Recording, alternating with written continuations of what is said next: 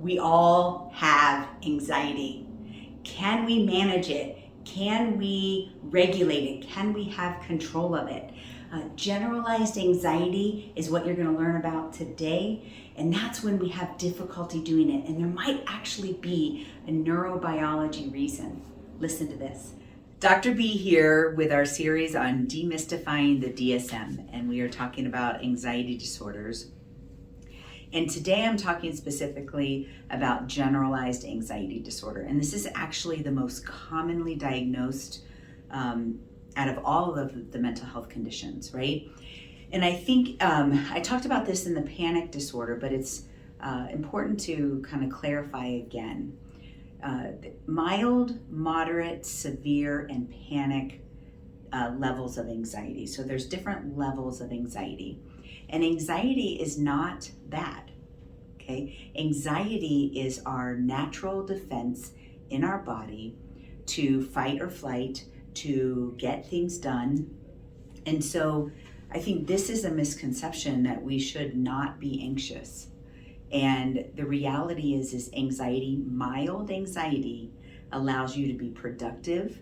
It allows you to be aware of your surroundings. It is protective. And it allows you to get through immediate danger. So mild anxiety is actually important. It is a mechanism in our body that is for us. And a great example of mild anxiety. I was in nursing school many years ago, but you're studying for a test. Test taking is a big deal. If you have zero anxiety about that test, you're probably not going to take the extra time to study. But mild anxiety gives you the motivation and a little bit of fear of failing that test and so that you can be successful. So the point is that anxiety is not bad. What happens is when anxiety gets into moderate levels, it becomes harder to function, okay? So if you think of someone with generalized anxiety disorder, they are likely in a constant state of moderate anxiety. And moderate anxiety causes impairment in function, so that there's enough anxiety that you are having trouble doing the things that you want to do. A lot of people come into the professional clinic with anxiety and inattention, and they think they have ADHD.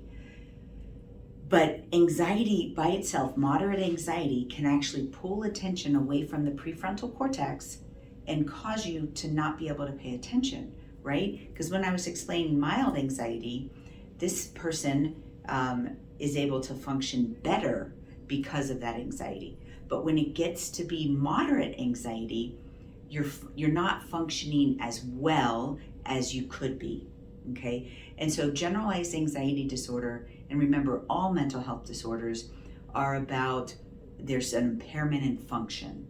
So generalized anxiety disorder, they're likely in a moderate state of anxiety most of the time. And then maybe they even go into severe levels of anxiety. So severe actually is a clear impairment in function. I've heard people say things like, I feel paralyzed. Like I feel like I know what I'm supposed to do, what I need to do, but I can't do it, okay? So generalized anxiety disorder individuals, have this constant anxiety that they're battling. And then, even in that constant, it goes up and down between moderate and severe, maybe even mild, constant mild anxiety. But again, that mild anxiety is supposed to just be for being productive, getting things done, having a natural fear of something. So if you are experiencing generalized anxiety disorder, where you just feel like you are anxious all of the time, you likely need to do something physically for that, okay? I talk a lot in many of the videos about, possibly medication, but there's actually other things that, can help in this area. mindfulness training, meditation, acupuncture, energy work, things that but you likely need something that is going to change kind of physically what is going on in your body, because you're in this constant anxiety, which is not healthy for your body. We also know that many chronic conditions, diseases, inflammatory processes in your body are exacerbated by this chronic anxiety. So don't ignore it is the first thing. Find treatment for it. It should include therapy, but likely needs something of a biochemical change in your body, because if you are in this constant state, you have depleted neurotransmission in your brain. So we talk a lot about, well, now everybody's just getting on antidepressants, and that can't be natural, that can't be real.